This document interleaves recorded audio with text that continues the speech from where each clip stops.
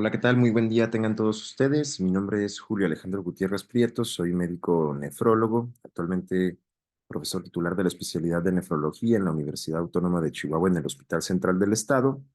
Además, tengo mi práctica privada en el Hospital Ángeles Chihuahua y trabajo también para pensiones civiles del Estado y para Ichizal en el Hospital Central.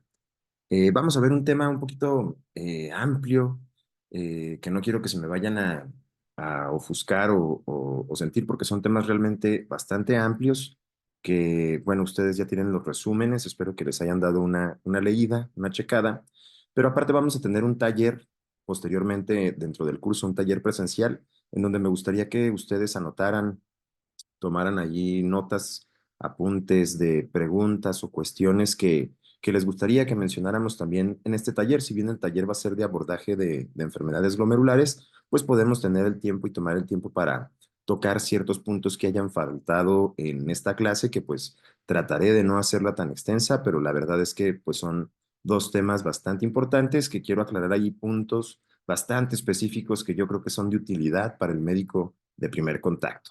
Entonces, sin más preámbulo, vamos a empezar a discutir un poquito de la enfermedad renal crónica. Como les comento, el objetivo trataré de en 45 o 50 minutos describir las vías fisiopatológicas de estas enfermedades, las definiciones, las alteraciones que conlleva el tener estas alteraciones, poder llevar a cabo una clasificación, el diagnóstico y un tratamiento adecuados, también saber cuándo debemos de referenciarlo a un segundo o tercer nivel, o con el médico especialista, y asimismo pues estar un poquito ya familiarizados con las pruebas que tenemos disponibles actualmente en la ciudad, ¿no?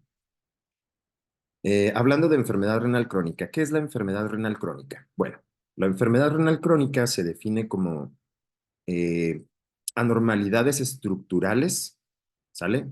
O funcionales en el riñón que se presentan por un periodo mínimo de 90 días. Aquellas que persisten por más de 90 días, 3 meses, y están acompañados de esto. Les digo, alteraciones estructurales, ya sea por un método de imagen, como puede ser un ultrasonido, una urotomografía, una resonancia magnética, un gamagrama renal, en donde generalmente, por ejemplo, en el ultrasonido o en las tomografías contrastadas, podemos observar pérdida de la relación corteza-médula, disminución de la longitud del tamaño del riñón. Usualmente, cuando miden menos de 9 centímetros, 8 centímetros, consideramos que ya no son unos riñones normales, cómo se encuentran sus bordes lobulados o si se encuentran unos bordes lisos, si hay pérdida o adelgazamiento de la cortical, si hay datos como quistes, múltiples quistes que pudieran estar afectando ahí ya el parénquima renal. Estos son los cambios o alteraciones estructurales que podemos tener. Por ejemplo, un paciente que tiene enfermedad renal poliquística autosómica dominante, que ha tenido familiares con esta enfermedad, que le hacemos un ultrasonido y aunque su filtrado glomerular, su creatinina, su cistatina C se encuentren en rangos normales, pero él ya tiene quistes y tiene estos antecedentes hereditarios, pues este paciente tiene una enfermedad renal crónica por definición. Les digo, biomarcadores funcionales que nos hablen de el filtrado, cómo se encuentra, qué tasa de filtrado tiene este paciente, basado generalmente en la creatinina, que es un biomarcador sérico. La creatinina se produce en el músculo y es eliminado, filtrado a través de la orina, tiene poca reabsorción o nula reabsorción a nivel tubular. Sin embargo, sí hay un poquito de secreción de los túbulos, o sea, de la creatinina no se filtra, sino que se secreta a través de los túbulos hacia el lumen tubular y por lo tanto caen en la orina, eh, y es excretado en la orina posteriormente. Los niveles de creatinina van a variar en base a la dieta del paciente, la masa magra que el paciente tenga. Si tiene mucha masa muscular, los niveles de creatinina sérica van a ser más elevados. Si tiene sarcopenia, estos niveles de creatinina van a estar disminuidos y por tanto, si nosotros lo estimamos con una calculadora, como veremos más adelante, pues nos puede sobreestimar o infraestimar el filtrado glomerular que nosotros tenemos. Sabemos que la función renal normal de los riñones o el filtrado glomerular normal es de 90 mililitros por minuto a 120, 130 mililitros por minuto. Eso es lo normal. Cuando tenemos descensos en este filtrado glomerular es cuando podemos ya nosotros alertarnos acerca de que exista la enfermedad renal crónica. La cistatina C es una sustancia también que medimos nosotros en suero, en sangre. Es una proteína secretada por todas las células nucleadas que es eliminada a nivel de los túbulos renales. Esta cistatina C no se elimina en la orina, nosotros no la vamos a poder detectar ahí. Sin embargo, los niveles de cistatina sérica, cuando nosotros las introducimos en unas calculadoras, también para estimar la tasa de filtrado glomerular, nos puede dar de manera adecuada en qué etapa o qué estadio o qué tasa de filtrado glomerular tenemos.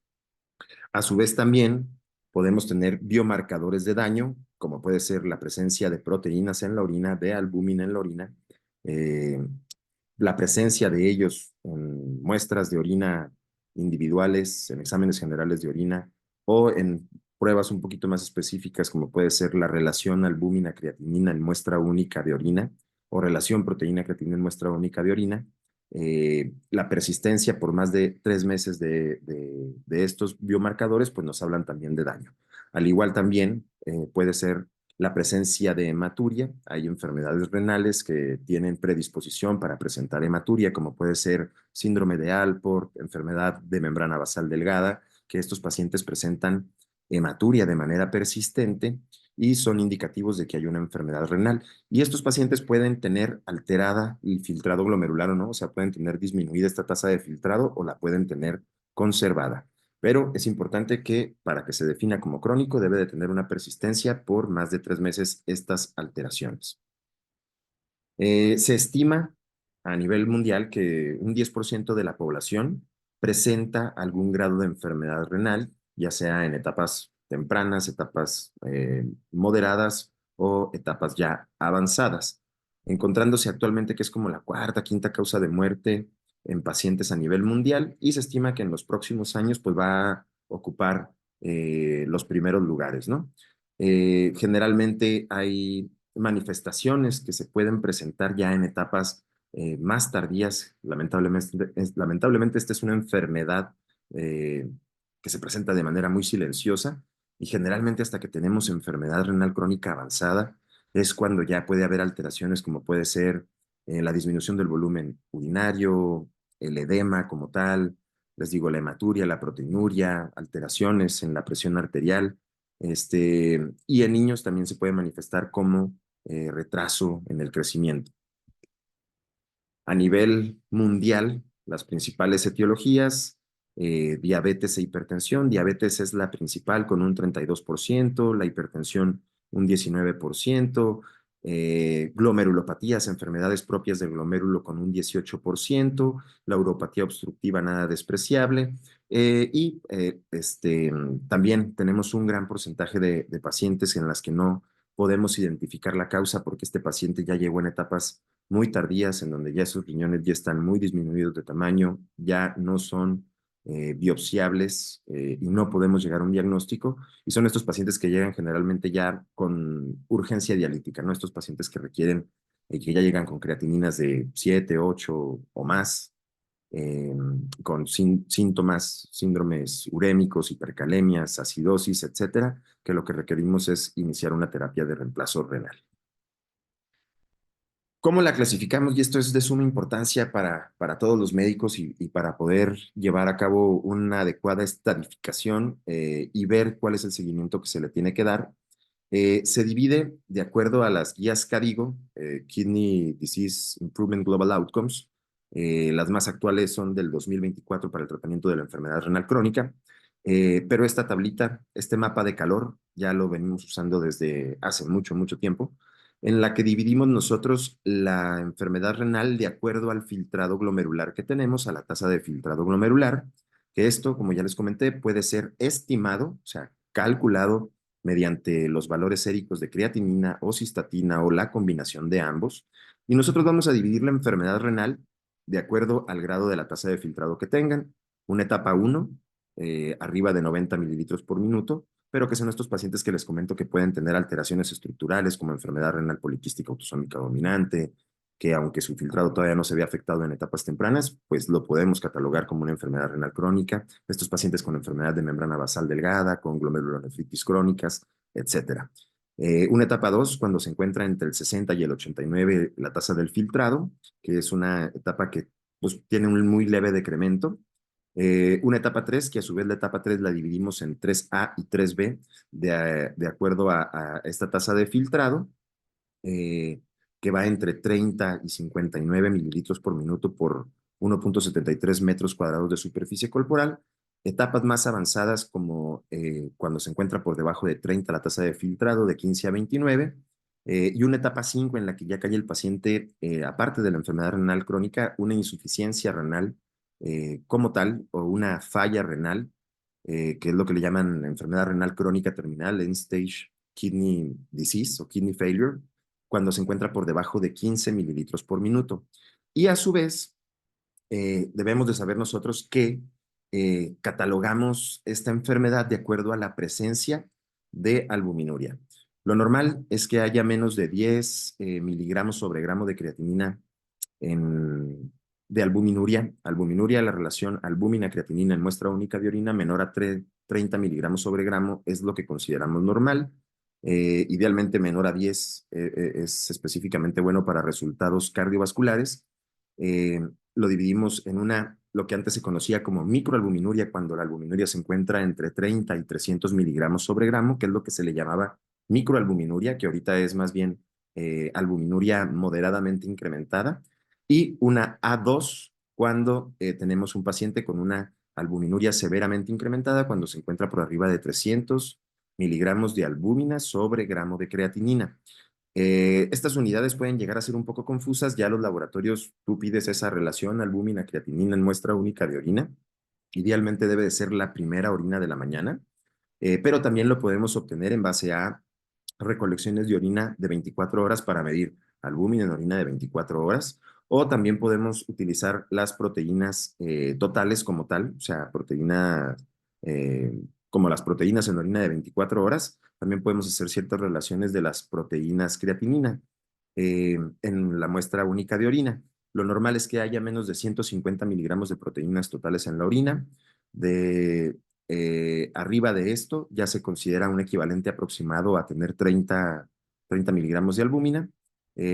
Por arriba de 150 a 500 consideramos que puede ser una albuminuria moderada, y por arriba de 500 pues ya una albuminuria, o sea, aunque sean proteínas y no estamos midiendo como tal albúmina, pues lo podemos considerar que ya probablemente traiga una albuminuria muy incrementada. Y de acuerdo a esta tasa de filtrado que nosotros le estimamos al paciente y de acuerdo a esta clasificación de la albuminuria, nosotros ubicamos al paciente en este mapa de calor. Este mapa de calor, aparte de que nos indica, bueno, que en color verde es algo tranquilo, muy normal, muy moderado, color amarillo es un riesgo levemente o incrementado, moderado, intermedio, el naranja es un riesgo alto y el rojo es un riesgo muy alto. ¿Riesgos muy altos para qué? Este mapa de calor no solamente nos habla de la progresión de la enfermedad renal crónica para llegar a requerir una terapia dialítica o llegar a requerir un trasplante renal, sino que también se ha asociado a, entre más esté de caliente pues, en este mapa, podemos tener nosotros también más riesgo de hospitalizaciones por cualquier causa, más riesgo de hospitalizaciones por falla cardíaca, más riesgo de muerte cardiovascular, más riesgo de muerte por cualquier causa, y progresión, obviamente, también de la enfermedad renal como tal. Entonces, es importante que si nosotros vemos un paciente en la consulta, siempre, aunque veamos la creatinina que se encuentra en los rangos normales que el laboratorio nos menciona, hay que introducir en estas calculadoras que ya existen.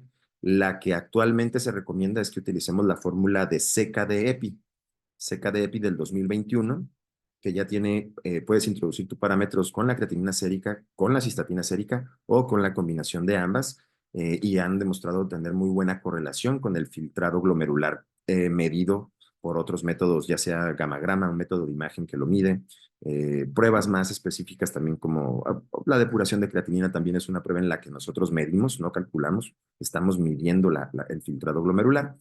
Eh, y bueno, entonces, como les comentaba, es importante que un paciente que llega a la consulta de primer contacto con una creatinina, aunque nosotros lo veamos en rangos de laboratorio normal, pues siempre introducirlo en estas calculadoras para ver cuál es su tasa de filtrado.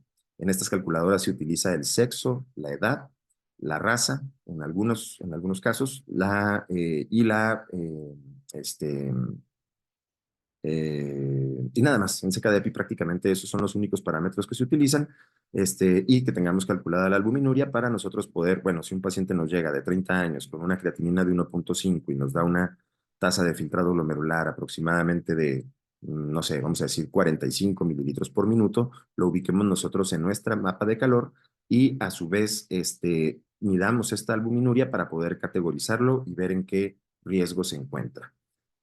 Hay pacientes que no conocemos de más tiempo o que los vamos conociendo por primera ocasión y no tenemos creatininas previas para ver si el paciente ahorita está cruzando con una persistencia de esta creatinina elevada. Puede ser que el paciente tenga un evento agudo, a lo mejor el paciente tuvo una gastroenteritis, una deshidratación muy severa que lo llevó a tener una falla renal aguda. Entonces, por lo tanto, se recomienda que la persistencia de estas alteraciones sea al menos medida o valorada con 3 a 4 semanas de diferencia y que se observe esta persistencia para después nosotros poder tener en el tiempo esta disfunción del riñón bien catalogada como tal. Ahora, ¿cuáles son los factores de riesgo y mortalidad eh, asociados a esta enfermedad? Bueno, factores de riesgo para tener enfermedad renal crónica: una edad mayor a 65 años, tener antecedentes en la familia de primer línea, padres, hermanos, hijos con alguna enfermedad renal, enfermedades crónico-degenerativas como la diabetes, ya lo comentamos, la hipertensión sistémica, obesidad, enfermedades autoinmunes como el lupus, artritis reumatoide, que hayan tenido antecedentes de lesión renal aguda. Súper importante siempre preguntarles, no siempre los pacientes saben cuánto pesaron cuando nacieron, pero bajos pesos al nacer, pesos por debajo de los 2.5 kilogramos al nacer, se han asociado con tener menor número de nefronas en nuestros riñones y a la larga pueden llegar a desarrollar enfermedad renal crónica. Uso crónico de medicamentos nefrotóxicos, como puede ser el uso crónico de AINES, diclofenaco, ketorolaco, por periodos muy prolongados, meses o inclusive años. Productos naturistas siempre deben de levantar las sospechas.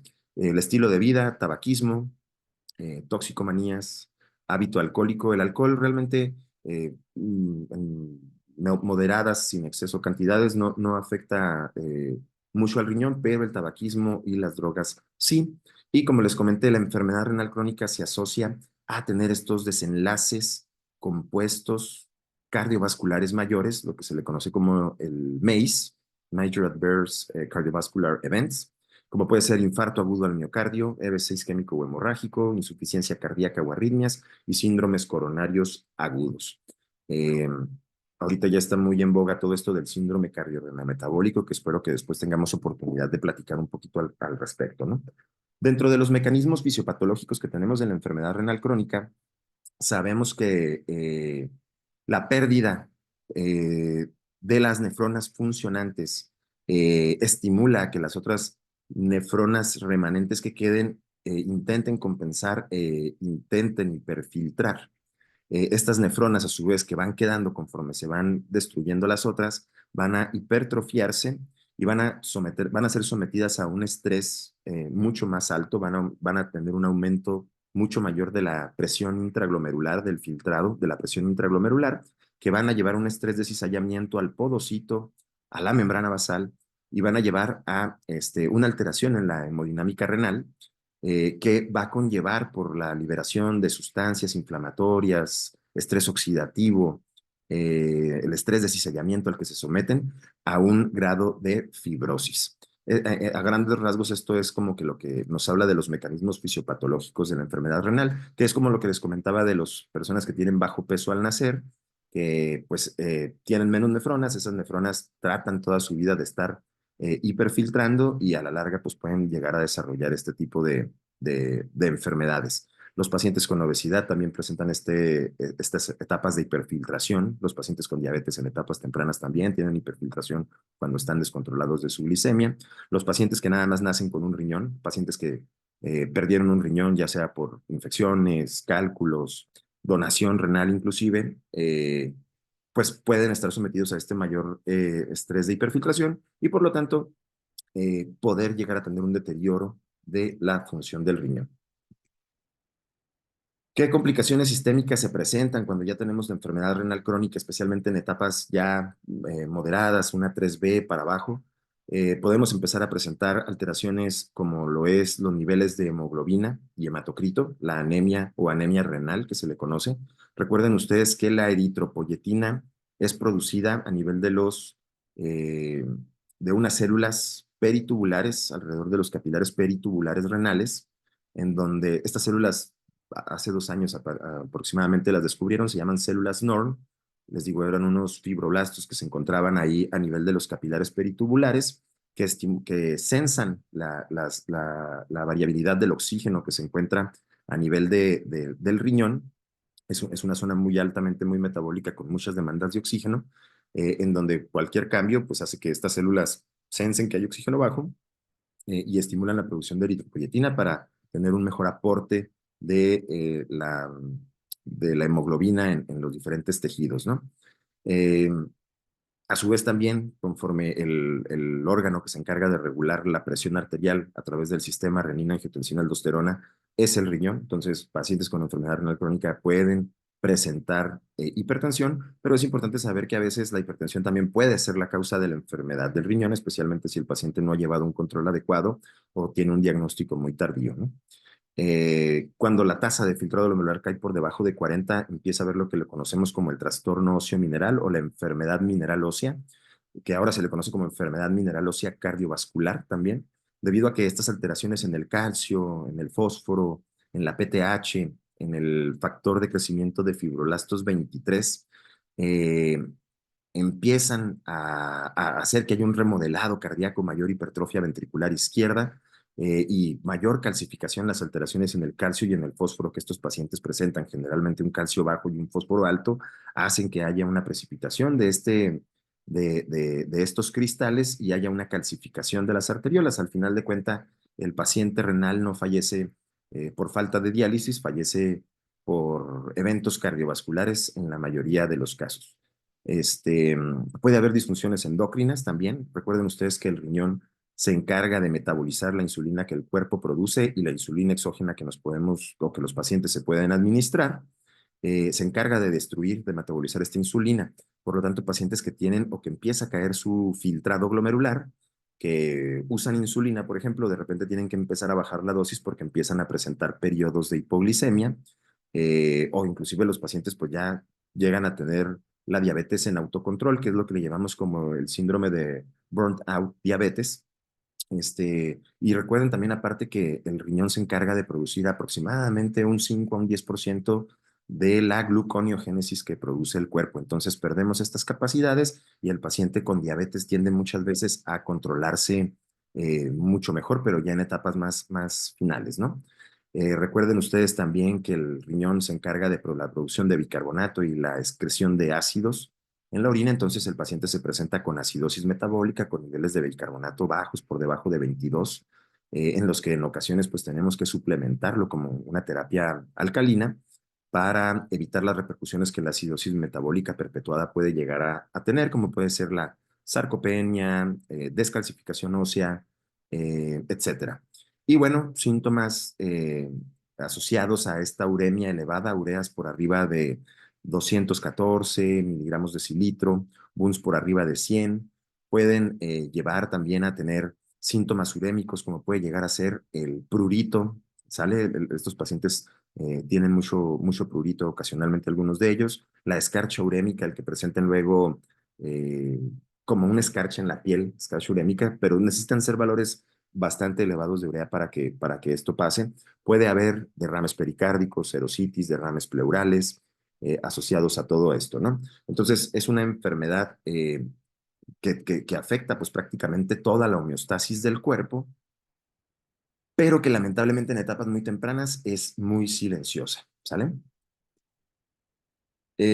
¿Cómo hacemos el tamizaje y cuáles deberían de ser los criterios para referencia? Bueno, nosotros debemos de evaluar en el primer contacto estos pacientes con factores de riesgo, edad avanzada, antecedentes de enfermedades crónico-degenerativas, ya lo mencionamos, como diabetes. ¿Y cuál sería la propuesta de un abordaje? Pues bueno, tener al menos una estimación de la tasa de filtrado glomerular, ya sea con creatinina sérica y o cistatina C.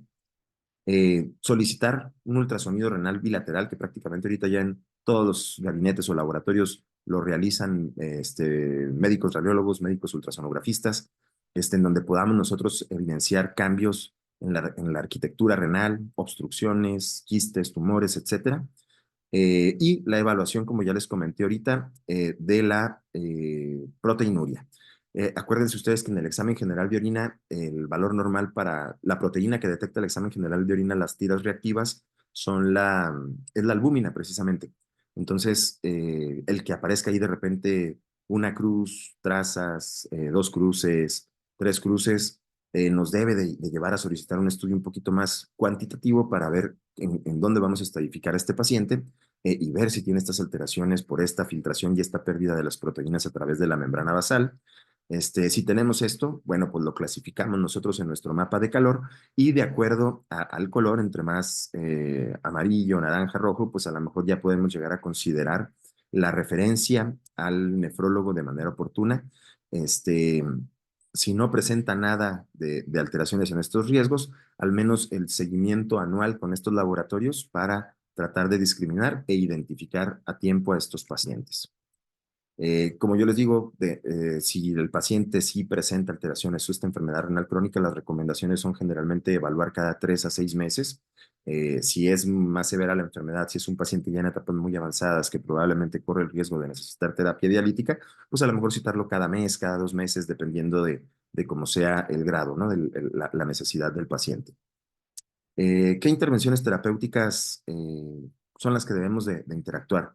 Desde el apoyo nutricional hasta la estimulación del ejercicio aeróbico, al menos 150 a 200 minutos por semana, un control hipertensivo adecuado con presiones, perdón, si el paciente tiene proteinuria, llevarlo a presiones menores a 130-80 según las guías CADIGO.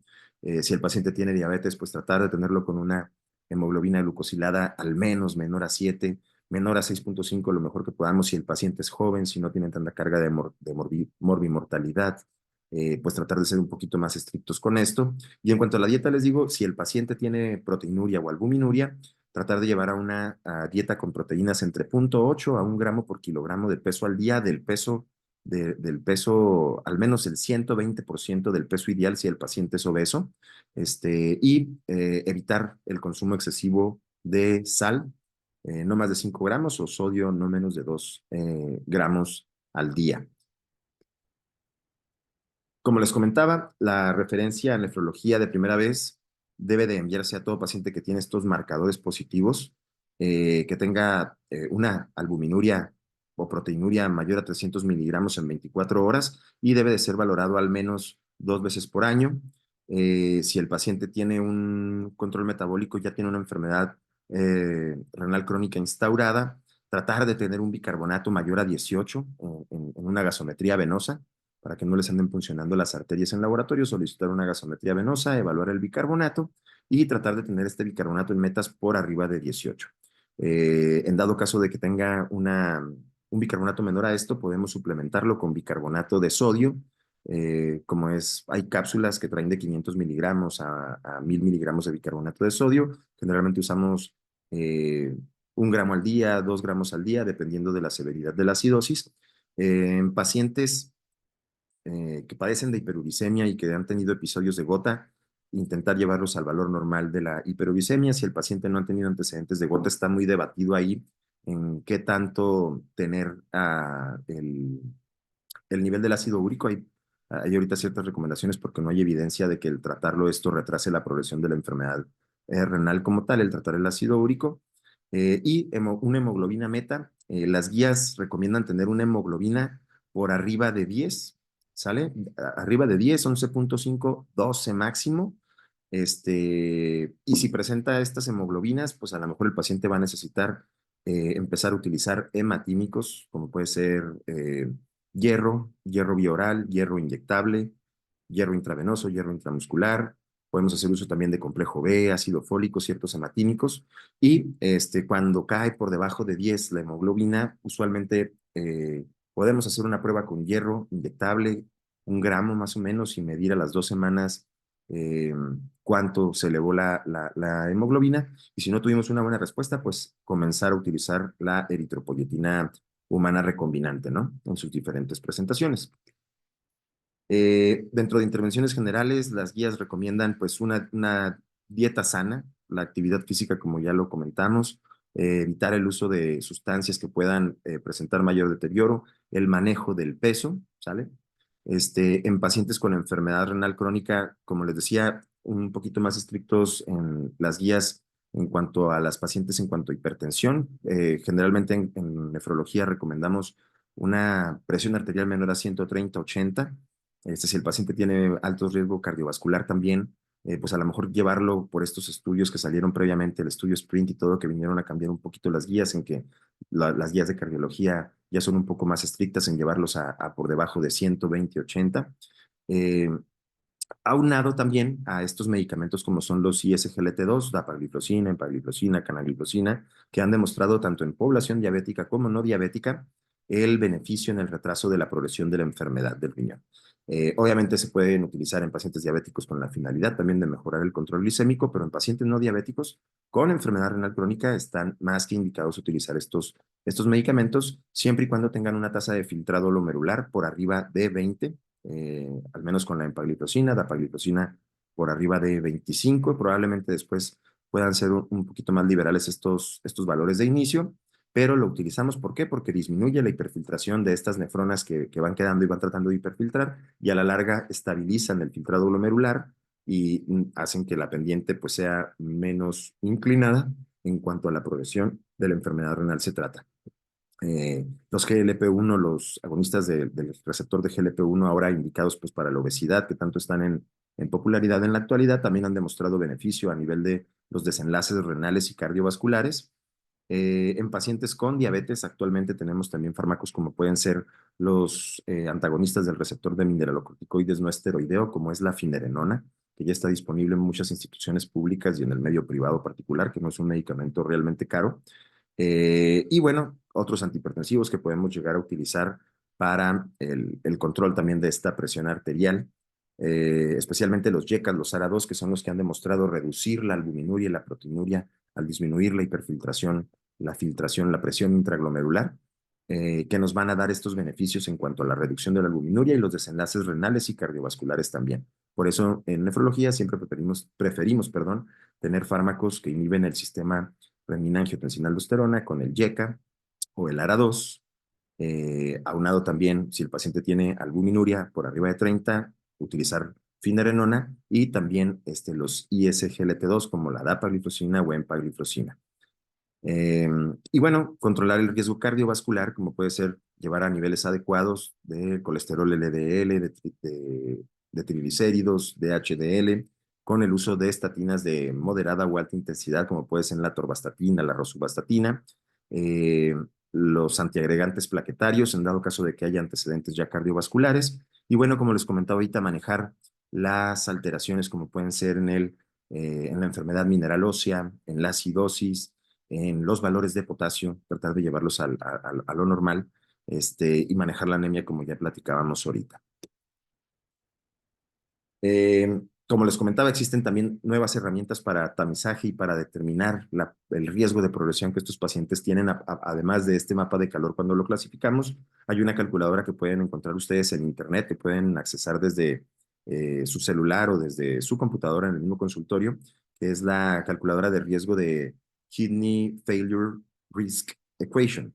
Esta calculadora de riesgo de falla renal, prácticamente, introduces tú ciertos parámetros de laboratorio del paciente que van desde la creatinina, la albuminuria, la edad.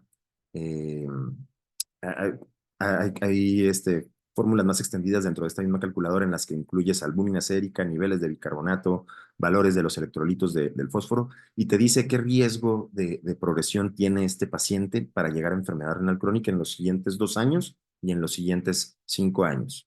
Actualmente, como les comentaba previamente de esto del síndrome cardiorreno-metabólico, tenemos también esta calculadora para estimar el riesgo cardiovascular en estos pacientes, que es lo que más los lleva a estar deteriorados, a sufrir infartos y luego quedar con clases funcionales, falla cardíaca disminuidas o falla cardíaca, clases funcionales descompensadas, ¿no?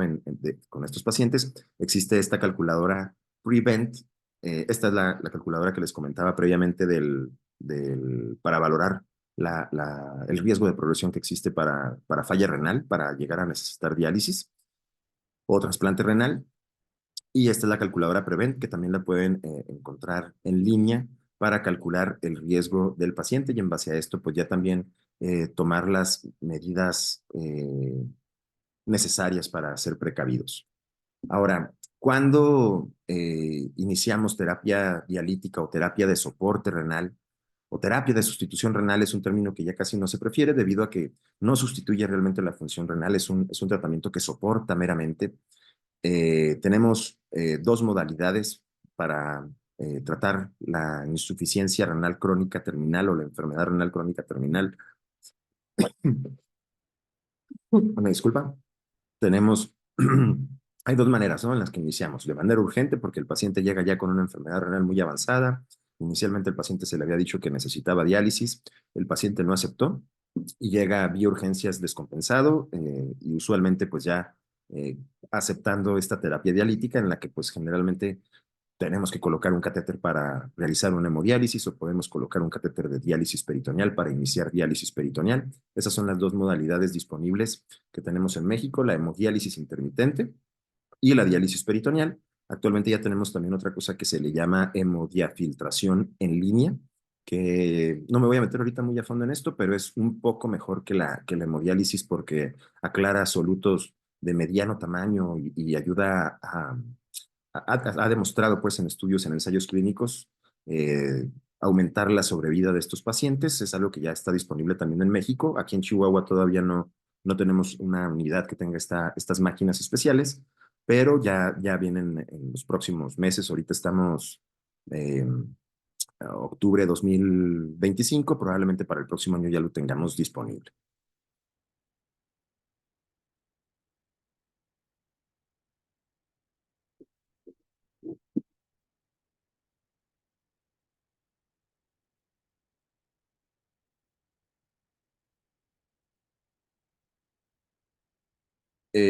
Y este, bueno, tenemos el inicio urgente o el inicio no urgente de la terapia de sustitución renal. La que sí sustituye o la que sí reemplaza realmente la función del riñón es el trasplante de riñón, que también es una opción para estos pacientes, pero tenemos estos criterios de reemplazo renal de urgencia. Una hipercalemia severa refractaria a tratamiento que ya tenga repercusiones electrocardiográficas, bloqueos AV completos, bradicardias. Una acidosis metabólica severa refractaria al tratamiento también.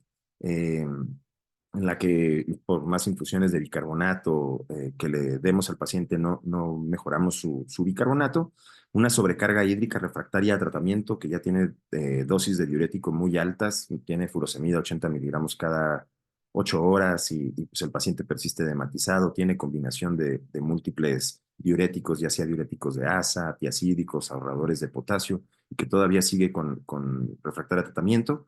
En casos de intoxicaciones ya sea farmacológicas o por plaguicidas o por ciertos eh, venenos como tal, o en los pacientes que ya tienen datos de síndrome urémico como tal. Aquí es donde iniciamos de manera urgente, pero si pudiéramos también iniciar de manera no urgente, generalmente de una manera programada, en la que podemos mandar al paciente de manera electiva al hospital para que se coloque su catéter de hemodiálisis, su fístula para la hemodiálisis que se realiza, que son de los accesos vasculares que utilizamos, perdón, o que preferimos, lo que se prefiere es la fístula. Sin embargo, esta fístula tarda entre 8 o 12 semanas en madurar, entonces tenemos que mandarlo con mucho tiempo anticipado para la creación de esta fístula en un brazo en donde se conecta ahí con unas agujas a través de esta fístula y el paciente no tiene que andar con un catéter. Cuando tienen, por ejemplo, una tasa de filtrado glomerular por arriba de 10, pero que ya tienen mucha sintomatología como prurito, vómitos, náuseas, pérdida de peso, las alteraciones metabólicas que no se corrigen con el tratamiento farmacológico, o cuando la tasa de filtrado glomerular cae por debajo de 7 mililitros por minuto y aunque se encuentren asintomáticos, siempre obviamente que el paciente acepte esta terapia, o pacientes inclusive que tienen tasas de filtrado por arriba de 15, pero que tienen falla cardíaca ya crónica, en la que realmente el paciente está muy descompensado, no tolera el manejo para la falla cardíaca, los diuréticos, en los que tenemos que empezar a iniciar ya pues una terapia dialítica para tratar de quitar el exceso del agua, ¿no? Estas son principalmente las indicaciones para esto. Y como les comentaba, pues aquí en México tenemos las terapias extracorpóreas basadas en sangre, como es la hemodiálisis o la hemodiafiltración en línea. Tenemos la terapia de diálisis peritoneal y tenemos el trasplante renal. Por mucho, la diálisis peritoneal y la hemodiálisis son terapias puente que deberían de pues soportar y aguantar al paciente nada más hasta que el paciente es trasplantado. Eso es lo ideal. O sea, nada va a recuperar de la salud y la homeostasis como tal, como lo es un trasplante de riñón en un paciente con insuficiencia renal crónica. La hemodiálisis, la diálisis peritoneal, a grandes rasgos, no hacen más que un 10% de lo que hacen los riñones si los comparáramos en este tipo de funciones. Entonces, realmente el paciente que inicia una terapia dialítica, a lo mejor el primer año le puede ir más o menos bien, pero después empieza uno a verlos en la consulta, en el seguimiento y ve cómo va habiendo deterioro en ellos, va habiendo debilidad, sarcopenia, intolerancia, este tipo de terapias. Entonces, lo ideal es llevarlos a el trasplante. Eso sería lo ideal en un país con un sistema de salud adecuado y con el acceso a estos recursos. Yo siempre les digo a los pacientes, este es un buen tip, bueno, que para el médico de primer contacto, bueno, y si me dializan, ¿cuánto tiempo voy a durar? Híjole, pues es muy variable. La estadística compara diálisis peritoneal y hemodiálisis y ve que son exactamente equiparables en cuanto a sobrevida y en cuanto a mortalidad, a complicaciones, tienen complicaciones muy similares. El promedio de sobrevida de un paciente que inicia diálisis peritoneal con diabetes o hemodiálisis con diabetes es aproximadamente de 5 a 7 años. Hay pacientes que si llegan con mucha carga de comorbilidades probablemente no lleguen a estos 5 años. Hay pacientes que en 6 meses, un año, pues presentan un evento cardiovascular, presentan una complicación infecciosa y pues realmente no duraron estos 5 años. Hay pacientes que se cuidan muy bien, que se atendieron muy a tiempo y que lamentablemente no tuvieron el acceso al trasplante, pero que tienen 15, 20 años en una terapia dialítica y ahí los tienes, ¿no? En la consulta, pero el promedio es 5 o 7 años. Por eso es siempre tratar de decirles que busquen esta opción al trasplante.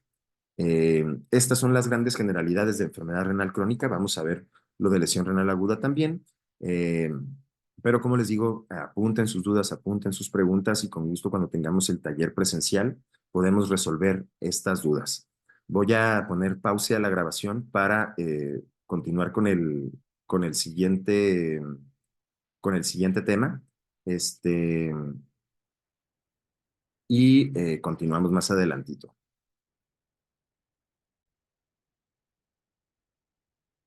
Y bueno, continuamos con la otra parte de este tema que es lesión renal aguda.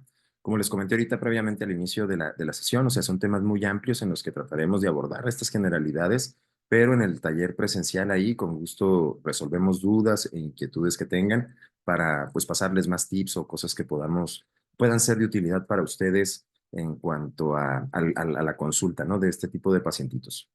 Eh, Hablando de, de lesión renal aguda, ¿qué es la lesión renal aguda? La lesión renal aguda es un síndrome clínico caracterizado por un deterioro abrupto de la función del riñón, que puede ocurrir en días, semanas o inclusive meses. Ya vimos la definición de enfermedad renal crónica cuando esto es por más de 90 días, de 3 meses. Eh, y veremos ahorita la definición de lesión renal aguda y enfermedad renal aguda. Las guías CADIGO, también las más actuales son del 2012, no han cambiado mucho realmente. Sí ha habido avances, obviamente, en todo esto, pero la clasificación pues sigue siendo prácticamente la misma. Y nosotros definimos esta disminución abrupta de la función del riñón como un deterioro en la disminución del gasto urinario y hay 3 etapas. Ahorita las vamos a ver más adelante. Cuando tenemos una disminución de menos de 0.5 mililitros por kilogramo por hora de diuresis por más de 6 horas, esa es una etapa 1, o que observamos nosotros aumento en la creatinina sérica mayores a 0.3 miligramos decilitro en 48 horas. Eh, ¿Qué tiene de bemol o de no a su favor, pues esta clasificación? Que bueno, no nos dice la causa de la lesión renal aguda como tal, o sea, nos dice que hay una falla del riñón en este momento, pero no se está diciendo que lo está causando. Eh, También para que haya un aumento en la creatinina sérica, debe de haber al menos un 50% de la pérdida de las nefronas funcionantes. Si es menos de eso, no se va a elevar la creatinina, o sea que lo estamos detectando muy tardíamente basados en este biomarcador. eh, y que pues la creatinina tarda más de 48 horas en elevarse, les digo, en estos pacientes generalmente. Entonces es difícil de repente tratar de identificarlos a tiempo. Eh, Como les comentaba ahorita, lesión renal aguda se define como este deterioro abrupto de la función del riñón. Es lesión renal aguda cuando es menor a 7 días, ¿sale? Cuando la duración de esta es menor a 7 días. Enfermedad renal aguda cuando es de 7 a 90 días y la enfermedad renal crónica cuando es mayor a 90 días. Hay criterios, como les digo, funcionales en cuanto al incremento de la creatinina sérica mayor al 50% dentro de los primeros estos 7 días, o sea, si el paciente tenía uno de creatinina basal y de repente tiene 1.5, pues ya elevó el 50%, entonces ya tiene una lesión renal aguda, o que tenga una elevación de 0.3 miligramos de decilitro en 48 horas, o la oliguria por más de 6 horas. Esto generalmente pues lo podemos catalogar en ambientes hospitalarios, ¿no? Aquí el paciente que está hospitalizado por alguna cirugía, por alguna descompensación de su diabetes, que llega con una creatinina sérica y que tenemos una creatinina sérica basal, y que podemos nosotros observar esta elevación. Sin embargo, en el primer contacto, pues es un poco diferente todo esto, ¿no? Porque el paciente puede llegar, como poníamos un ejemplo ahorita, un paciente que llega con deshidratación, con una gastroenteritis, o el paciente trae una infección respiratoria, trae una neumonía, y nos llega con un solo resultado de laboratorio en donde vemos y observamos la creatinina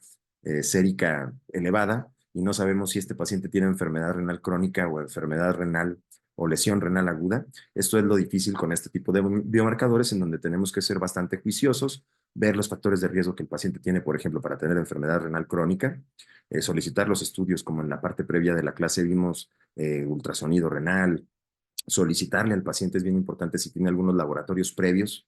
No es raro a lo mejor que un paciente tenga laboratorios de hace un mes, 2 meses, 3 meses. Inclusive para tomar en cuenta una creatinina basal, se prefiere que sea una creatinina medida en 3 meses anteriores a cuando tú lo estás evaluando, pero hasta un año podemos dar la oportunidad de que, pues yo me hice unos laboratorios hace 9 meses, doctor, hace 12 meses, y esta era mi creatinina, ¿no? Y ahí uno puede ya darse en cuenta si está ante la presencia de una lesión renal aguda.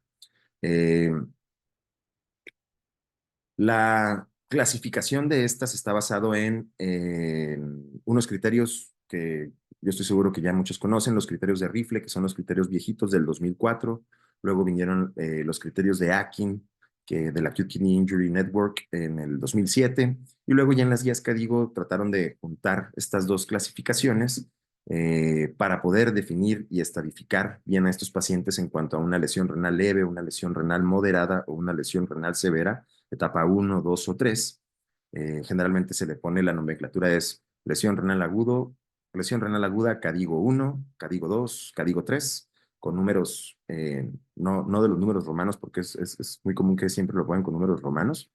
Y por ejemplo, la etapa 1, si nos basamos en la creatinina sérica y nosotros conocemos la creatinina basal del paciente, pues es el incremento, como ya les comenté ahorita, mayor o igual a 0.3 miligramos por decilitro de la basal en 48 horas, o que se eleve de 1.5 a 2 veces la basal dentro de 7 días.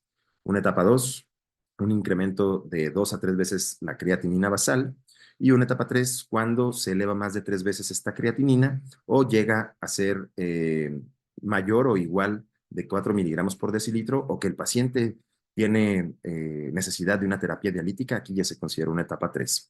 Si lo clasificamos de acuerdo al gasto urinario, aquellos pacientes que tienen una etapa 1, una lesión renal, etapa 1, aquellos que tienen una oliguria por más de 6 horas de 0.5 mililitros por kilogramo hora, una etapa 2, aquellos que lo tienen por más de 12 horas, o una etapa 3, aquellos que caen mucho más la diuresis a 0.3 mililitros por kilogramo por hora por 24 horas, o una anuria total por más de 12 horas. Y esta es la manera en que nosotros estadificamos la severidad de la lesión renal aguda. Como les digo, es meramente basado en creatinina. Nos dice cómo está el filtrado glomerular en ese momento, pero no nos dice una causa, no nos habla de una causa. Y muy importante es que las fórmulas que utilizamos en enfermedad renal crónica, o sea, CKD, EPI, MDRD, no son utilizables en el contexto de lesión renal aguda. Para eso hay otra fórmula que se llama Kinetic eGFR, así lo pueden encontrar en internet. Kinetic eGFR es una calculadora que también ciertas aplicaciones en los dispositivos móviles los tienen, en donde tú introduces la creatinina basal del paciente, la creatinina que tienes ahorita actualmente y más o menos el intervalo que tú observaste esa elevación de la creatinina, si fue en 24 horas, si fue en 48 horas, y te da un estimado mucho mejor que las otras fórmulas, como comentábamos, seca de EPI. Y esto nos puede ayudar para nosotros poder llevar a cabo ajuste de antibióticos, ajuste de medicamentos en el contexto de estos pacientes que no tienen una creatinina basal estable, porque puedes tener un paciente con una creatinina B2, una enfermedad renal crónica, esa es su creatinina basal, y aquí sí puedes utilizar CKD-EPI, pero si tienes un paciente que tiene uno de creatinina el día de ayer y mañana tiene 1.5 y tú le calculas un CKD-EPI, te va a dar un número muy reducido a lo que realmente, o muy subvalorado o superestimado en base a lo que tiene. Entonces, por eso es mejor esta formulita de Kinetic eGFR. Su epidemiología, bueno, tenemos la incidencia de lesión renal aguda es diferente en los contextos en la lesión renal aguda adquirida en hospital la, o la lesión renal aguda, acute kidney injury, adquirida en la comunidad. ¿Sí? Estas gráficas que demuestran más o menos la estadística latina, vemos nosotros como la incidencia de lesión renal aguda es como del 30% aproximadamente en estos países en pacientes hospitalizados, ya sea que adquirieron, que ya vienen con la lesión renal aguda de su domicilio y se hospitalizan, o aquellos que están hospitalizados y luego desarrollan la lesión renal aguda como tal. Entonces, eh, más de 5,000 casos por millón de pacientes al año es lo que se reportan de esta lesión renal aguda. Y lo bueno es que, bueno, de esto nada más menos de un 5% a lo mejor, o aproximadamente un 5% van a llegar a requerir una terapia dialítica como tal. Y menos de un 25% de este 5% van a quedar con un daño renal crónico que va a requerir diálisis como tal o terapia dialítica.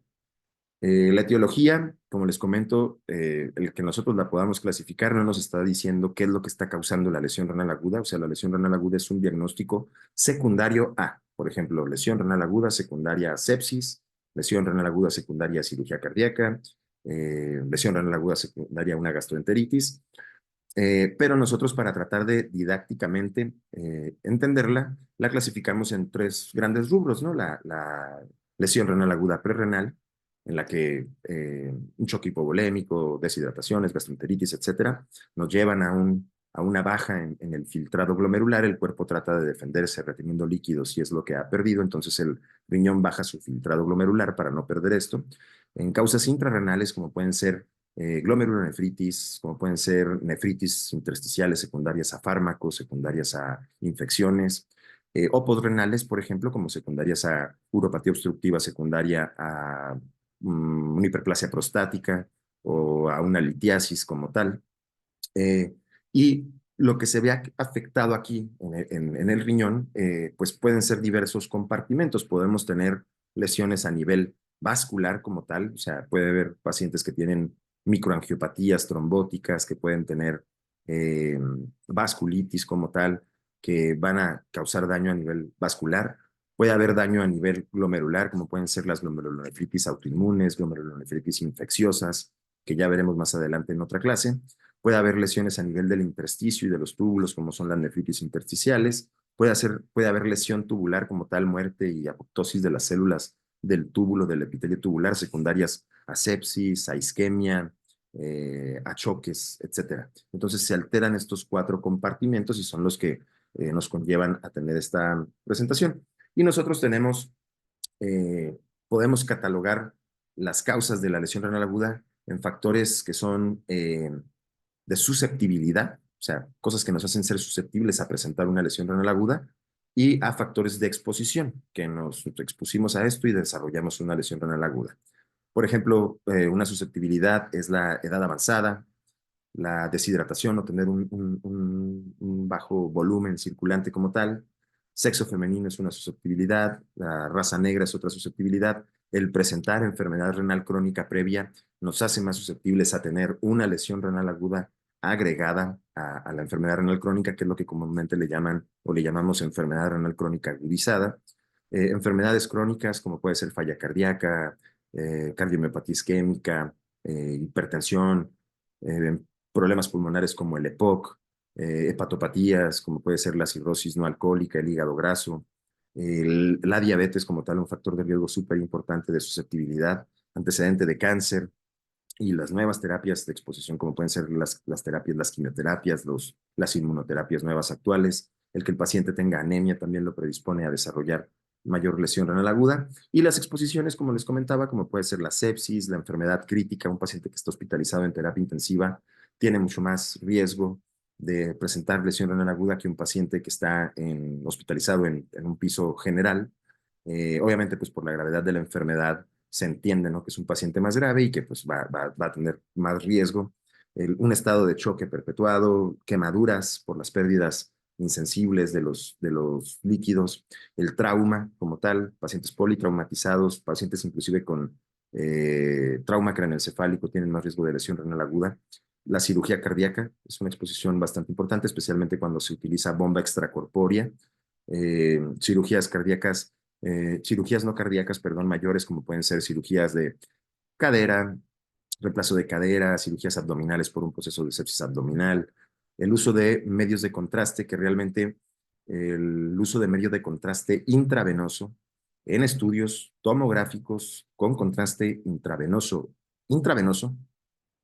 no intraarterial, no contraste intraarterial, se ha observado que realmente no hay una mayor incidencia de lesión renal aguda y muchas veces hay que sopesar si podemos utilizar el contraste intravenoso en estos pacientes que ya presentan la lesión renal aguda o la enfermedad renal crónica, porque realmente les digo, no hay mucha evidencia y el riesgo-beneficio, si el utilizar un contraste intravenoso nos va a llevar a un diagnóstico más certero y a un diagnóstico y un tratamiento más oportuno, pues hay que utilizarlo, ¿no? O sea, al final de cuentas, hay que sobreponer la vida antes que los riñones. Es más importante tener la vida del paciente que los riñoncitos. Al final de cuentas, los riñones, pues existen terapias dialíticas para sobrellevar la lesión renal aguda. Eh, e inclusive si no llegan a recuperar, pues bueno, pero la vida hay que ponerla primero. Esa es mi forma de pensar muy personal. Intoxicaciones como tal, exposición a cientos agentes que se utilizan en la agricultura, eh, venenos, productos naturistas, etcétera. Por mucho, la causa más común de lesión renal aguda es la sepsis y el choque séptico, dentro de las cuales las neumonías son una de las causas de lesión renal aguda. Yo creo que es la principal causa de lesión renal aguda en hospital, o sea, una neumonía. Las asociadas a la cirugía cardíaca, y como ya comentamos, las quemaduras, nefrotóxicos y trauma. Y en esta gráfica, pues nada más para que vean ustedes el universo de lesión renal aguda y cómo puede haber varios factores que nos llevan y nos ayudan a que se presente este evento: falla cardíaca descompensada, cirugía cardíaca, drogas, el estado de shock, la sepsis, la microangiopatía trombótica, las glomerulonefritis, el tener una enfermedad renal crónica, ¿no? Y la fisiopatología de la lesión renal aguda es vasta. Allí en sus resúmenes pusimos ahí bibliografía que yo considero que está bastante digerible, bastante resumido. Este artículo del 2012 es sumamente denso, largo, pero tiene muy bien explicada la fisiopatología de la lesión renal aguda, pero que al final de cuentas lleva a una disregulación en la vasoconstricción, perdón, de la microvasculatura preglomerular y a nivel de la médula externa en el riñón, lo cual conlleva una sobreactivación del sistema nervioso simpático y el sistema renina-angiotensina-aldosterona con la vasoconstricción de las arteriolas a nivel del riñón, disminuyendo de esta manera la perfusión renal. También hay una reducción en los vasodilatadores de los mismos, lo cual a su vez lleva a una cascada de disfunción endotelial y aumento del reclutamiento de células inflamatorias y células que van a causar ahí pues estragos inflamatorios a nivel del riñón. Lo cual a su vez pues, va a causar la disfunción del órgano con una perfusión mucho menor, causando a su vez isquemia a nivel de las células tubulares renales, eh, en donde ya les comentaba en enfermedad renal crónica, el sensor del oxígeno o del hematocrito de la hemoglobina se encuentra a nivel del riñón en los capilares peritubulares, en estos fibroblastos peritubulares llamados células NORN, N-O-R-N, en donde son zonas muy sensibles a los cambios de oxígeno porque trabajan con oxígeno muy bajo. Entonces, si hay una oxigenación más baja, estas células luego se activan para producir eritropoyetina y que no haya esta hipoxia como tal. Entonces, es una zona muy sensible a estas zonas que tienen una alta demanda metabólica, o sea, son células que reabsorben mucho, secretan mucho, tienen múltiples transportadores dependientes de ATP, que pues si hay una isquemia como tal a este nivel, a esta zona renal, pues van a sufrir fácilmente de hipoxia y van a desencadenar mecanismos que van a llevar a la apoptosis o al arresto de estas células y a la disfunción de las mismas, en las que puede haber liberación de detritos cuando hay muerte de células tubulares, que pueden ocluir inclusive la luz a nivel tubular, estos detritos que caen, y van a provocar a su vez pues un aumento, una disminución en el filtrado glomerular por aumento en la presión intratubular como tal, y va a haber fuga de ese líquido, de esa orina, de las células tubulares que pierden sus bordes, que pierden sus polos como tal. Puede haber ahí retrofiltración de la orina que ya se ha filtrado, puede haber, y empieza a generar edema y congestión a nivel renal. De modelo esto es un modelo, un esquema, un diagrama de Sutton, se llama el autor, en donde propone él que, bueno, para que haya la lesión renal aguda necesita haber primero un insulto que inicie, que desencadene el daño a estas células, con la posterior en el tiempo extensión de la misma, causando estas hipoxia, este reclutamiento de células inflamatorias, etcétera, que causan a su vez la desdiferenciación de estas células, la migración y la proliferación, para después entrar en una etapa de recuperación que usualmente puede tardar de días a semanas en recuperarse, y que, bueno, pueden recuperarse pues al 100% o quedar con algún daño por ahí basal crónico, ¿no? Dependiendo del el tipo de insulto que fue, la duración que tuvo la lesión renal aguda, si se llegó a convertir en enfermedad renal aguda, cuánto tiempo estuvo dependiente de terapia dialítica, etcétera. Como ya les comenté, hay una expresión mayor de moléculas de adhesión, hay una mayor migración de células inflamatorias, la activación de las mismas células linfocitos T que se encuentran a nivel peritubular, hay mayor infiltración macrofágica con liberación de citocinas proinflamatorias y una activación también de diversas interleucinas o factores como el factor de necrosis tumoral alfa, interferón, la activación de los toll-like receptors, etcétera. Ahora, ¿cuáles son las herramientas diagnósticas que nosotros tenemos para poder identificar una lesión renal aguda y poder ver qué es lo que está pasando aquí, dónde está el daño, a nivel de qué compartimento? Bueno, tenemos dos herramientas principales que utilizamos en la práctica clínica diaria, práctica hospitalaria también.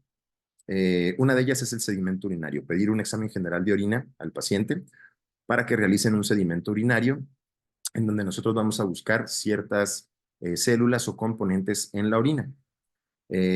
La lesión tubular aguda o necrosis tubular aguda antes llamada nos va a dar, está dada por la muerte de estas células a nivel tubular, en donde nosotros en un examen general de orina podemos tener lo que vienen siendo cilindros de células epiteliales tubulares. Esto nos habla de que la lesión tubular está bastante fuerte y bastante marcada.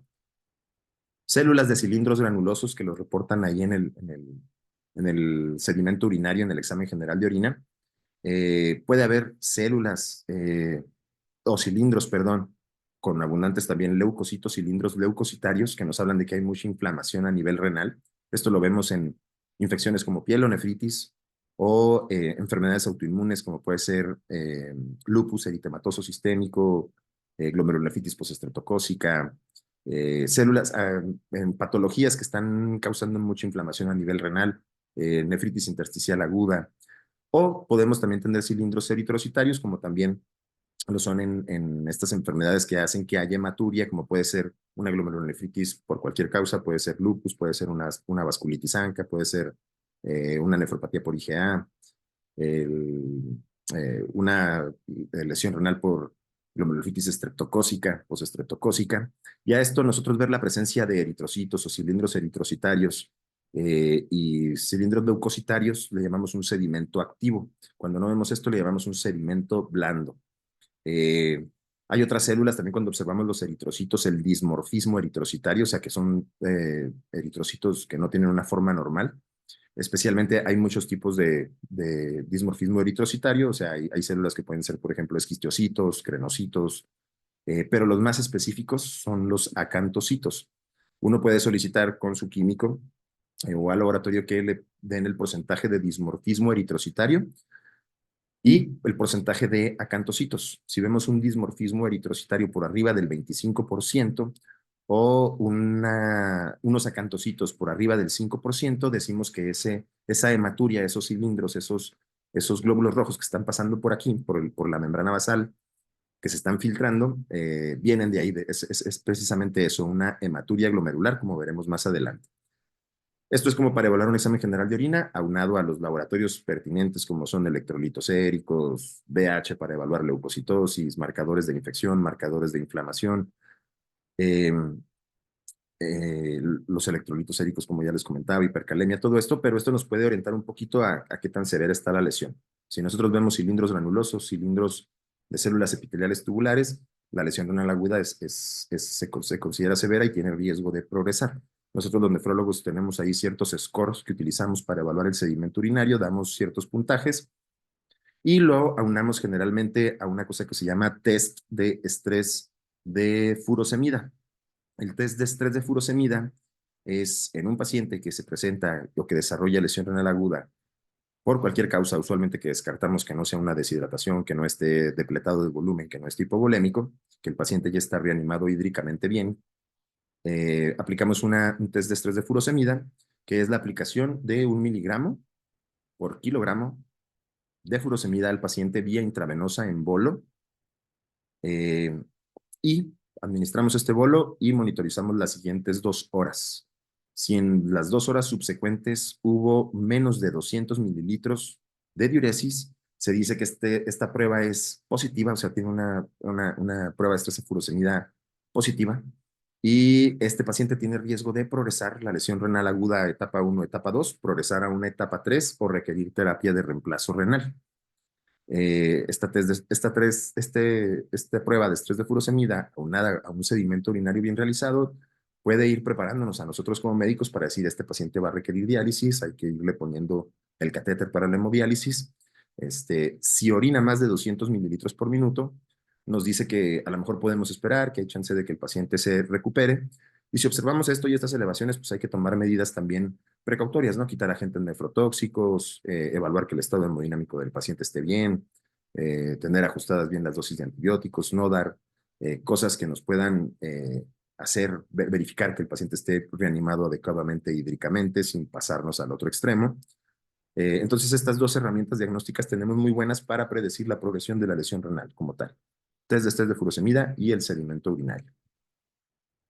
Existen otros índices que nos ayudan a catalogar si el paciente tiene una falla prerrenal, si tiene una falla intrarrenal, como puede ser la necrosis tubular aguda, o si tiene un factor obstructivo. Realmente, pues ya los conocen ustedes, son el FENA, la fracción excretada de sodio, la osmolaridad urinaria, el sodio en orina, perdón. Son variables, no, se realizan en ámbito hospitalario principalmente. Hay quienes los usan, hay quienes no tanto. Yo no soy no soy no los utilizo mucho realmente, la verdad. O sea, me gusta mucho ver el contexto clínico del paciente. Si el paciente está hospitalizado, tiene una neumonía, pues realmente no creo que vaya a ser una falla prerrenal. Ver el contexto clínico del paciente es lo que yo considero que nos puede ayudar más, y las otras dos herramientas que nos decía, pero está aquí la tablita para que lo conozcan, ¿no?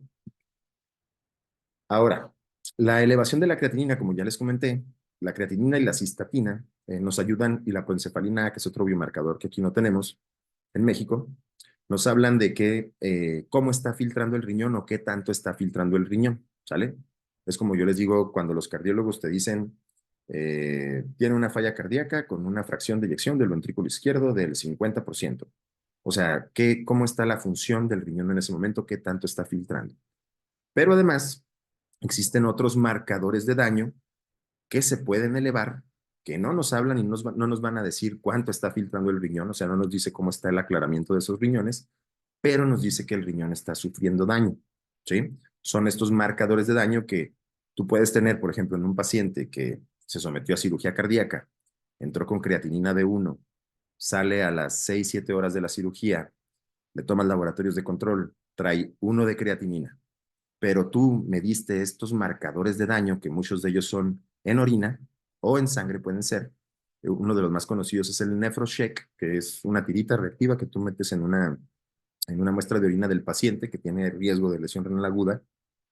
Por ejemplo, este paciente que les comento de la cirugía cardíaca, lo metes un aparato que te va a hacer el cálculo y ya dependiendo de los parámetros, tú dices, mira, pues este paciente trae creatinina de 1 ahorita saliendo, o sea, no parece que tenga daño renal, pero tiene este marcador, el NephroCheck elevado, pues te debe de hacer despertar las alarmas para saber que sí, ese epitelio tubular, el NephroCheck, el TIM2 y EGF7 son unas proteínas, unas metaloproteinasas y un insulin growth factor binding protein 7 y el TIM2, que es el tissue inhibitor metaloproteinasa 2. Son secretadas por las células tubulares ante la presencia de daño, o sea, de cosas que se liberan en la sepsis, en las psiquiatrías, estas moléculas, estos DAMs y PAMs les llamamos, que alertan de que este paciente está en alto riesgo de desarrollar lesión renal aguda y te dice, una elevación de estos marcadores te dice que esa célula tubular está sufriendo, que hagas ajustes en tu manejo para evitar que siga progresando, que siga perpetuándose este daño, ¿no? Entonces, estos marcadores de daño para eso nos sirven, para tenerlos una alerta. Lamentablemente en México no son muchos los que tenemos disponible, el NGAL sí está disponible, pero muchos laboratorios lo subrogan, entonces no lo tienes en el momento cuando es necesario. Y lamentablemente, pues, seguimos utilizando y basándonos en la creatinina como tal. Aquí les pongo esta comparativa de los diferentes factores que se han estudiado en los estudios de lesión renal aguda, muchos en cirugía cardíaca, cardiac surgery, associated acute kidney injury, y cómo los rangos de corte con la sensibilidad y especificidad que estos tienen, ¿no? Esto sí es un poquito más del nefrólogo, pero es bueno que sepan que existen. Y como les comentaba, por ejemplo, podemos tener aquellos pacientes en los que tienen riesgo de lesión renal aguda, se someten al estrés, y presentan la lesión renal, ¿sale? O podemos tener estos pacientes en los que, estos mismos pacientes hablando de ellos, no tenemos lesión renal aguda, no hay signos o síntomas o evidencia. Sin embargo, si tenemos biomarcadores de daño, alteraciones en urinarias como son estos cilindros granulosos, alteraciones imagenológicas como tal, pues pueden desarrollar como tal la lesión. Y bueno, pues ahí lo que viene siendo en esta otra es, por ejemplo, ¿qué es lo que tendríamos que hacer? Mitigar los factores que están precipitando también este mismo daño tubular, para poder modificarlos y que no se nos presente esta lesión renal aguda como tal. El tratamiento en general, como ya les comenté, pues es el retirar fármacos nefrotóxicos, si es posible, por ejemplo, si el paciente se le puede no dar algún aminoglucósido, no dar AINES, retirar yecas o ARA2, especialmente si el paciente está cruzando con una hipercalemia, mantener un control glicémico no tan estricto, adecuado, generalmente glucosas entre 150, 149, inclusive hasta 180, en el ámbito hospitalario no hay problema. Tener unas metas de la presión arterial perfusorias adecuadas, unas PAMs por arriba de 65, 70. Y bueno, evitar este tipo de lesión renal aguda aunado a las comorbilidades que el paciente trae o al insulto que le desarrolló la lesión renal aguda, pues generan bastante desgaste catabólico, desgaste proteico. Entonces tiene que ser una nutrición pues de 30, 35 kilocalorías al día por kilogramo de peso, y proteínas pues también aquí no ser tan restrictivos como en la enfermedad renal crónica. Generalmente son enfermedades que requieren un alto aporte.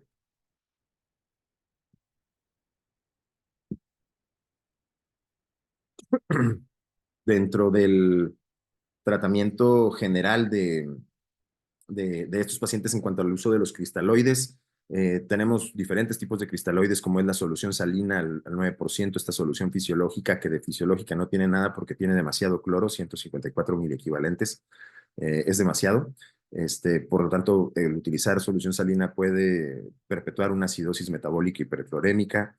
El cloro a nivel de la mácula densa en el riñón es sensado, es sensado por la mácula densa y apaga el feedback tubuloglomerular, entonces causa también vasoconstricción a nivel de la arteriola aferente, entonces también disminuye la perfusión.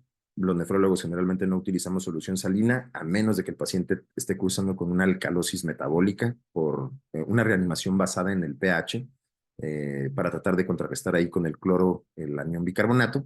Entonces, pero es prácticamente en las únicas situaciones que yo lo uso la solución fisiológica. Ya prefiero soluciones balanceadas disponibles, como puede ser la solución Harman o el Ringer lactato, que son prácticamente lo mismo. Y hay otras soluciones más balanceadas que traen sodio de 140, un cloro prácticamente de 98, que están disponibles ya en México, pero son un poquito más caras, como el Plasma Light, que medio litro te cuesta alrededor de 500, 600 pesos. Entonces, a diferencia de las otras soluciones que son más económicas, pues es mucho mejor a lo mejor es más accesible, pues, un Ringer lactato. Pero como les comentaba, siempre tratando de cuidar que el paciente se encuentre en un estado de balance de líquidos estable. ¿Por qué? Porque tenemos que tenerlo bien reanimado hídricamente, pero sin pasarnos a lo que viene siendo la congestión como tal o la sobrehidratación, porque se ha observado que el aumento o el balance positivo de más del 10% del peso del paciente está asociado a mayor mortalidad. También en múltiples estudios ya, bastante, algunos ya no tan recientes, pero siempre evitar la sobrecarga de fluidos, y esto con el monitoreo adecuado del estado hemodinámico del paciente en el hospital, ¿no? Ya existen muchas terapias o muchas herramientas diagnósticas, como es el ultrasonido, que los médicos de medicina crítica, cardiólogos, nefrólogos, internistas están utilizando para evaluar el estado del paciente. Entonces, tener un protocolo tal vez eh, de líquidos no tan liberal, pero tampoco tan restrictivo, que les digo, esto pues va a depender mucho de estos parámetros dinámicos que podemos evaluar en el paciente. ¿Y cuándo indicamos una terapia de reemplazo renal en estos pacientes? Bueno, prácticamente tenemos indicaciones para realizar nosotros una terapia de reemplazo renal en un paciente con lesión renal aguda. Aquellos pacientes que tienen hipercalemias severas, que ya tienen repercusión electrocardiográfica, que se les administraron las soluciones polarizantes, solución glucosada al 50%, 50 cc, más 10 unidades de insulina de acción regular, administrados en bolo para tratar de meter el potasio en la célula. Aunado esto a lo mejor a diuréticos de ASA para eliminar el potasio, furosemida 40 miligramos IV cada 8 horas, cada 6 horas, eh, para tratar de contrarrestar estas hipercalemias, y que no han respondido y que persisten con alteraciones electrocardiográficas y con y el potasio elevado arriba de 6 generalmente, pues bueno, son candidatos a iniciar una terapia dialítica. Acidosis metabólica severas al igual, aquellos pacientes con bicarbonato, generalmente, usualmente menor a 15 el bicarbonato, que no responden a la administración de terapia con soluciones isotónicas de bicarbonato, para tratar de elevar ese pH. También eso nos va a ayudar a contrarrestar la hipercalemia, pero también a que también a lo mejor si el paciente está con vasopresores, pues tenga una mejor respuesta a estos. El uso de que hay una sobrecarga de volumen, que pese a el uso adecuado de diuréticos a dosis elevadas, pues veamos que realmente ese paciente sigue en oligoanuria, sigue en anuria, y nosotros vemos la tendencia de los azoados, urea, creatinina, fósforo, calcio, el potasio, cómo se encuentra todo esto, pues son las cosas que nos van a dictar a nosotros si el paciente necesita, ¿no? Estas son generalmente las indicaciones clásicas.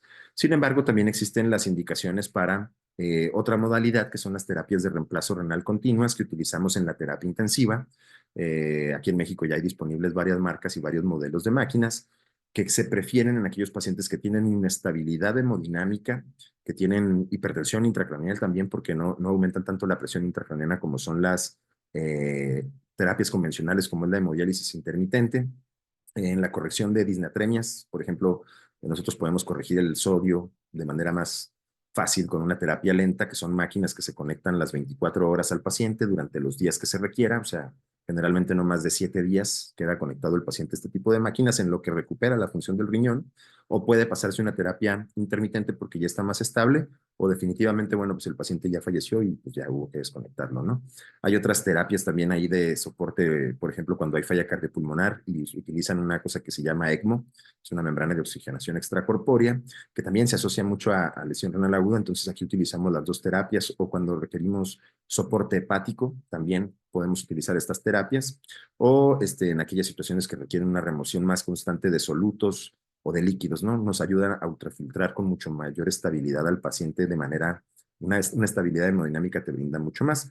Eh, las ventajas es que las terapias continuas pues, presentan menos episodio de hipotensión, no hay esta hipertensión intracraniana y nos permiten manejar mejor el control y los solutos. Y estas terapias como utilizan filtros que son más porosos que las terapias convencionales de diálisis, de hemodiálisis, perdón, puedes no tener que hacer una restricción, no tienes que hacer una restricción proteica como tal, porque también hay mucha pérdida de proteínas y de aminoácidos en estos filtros.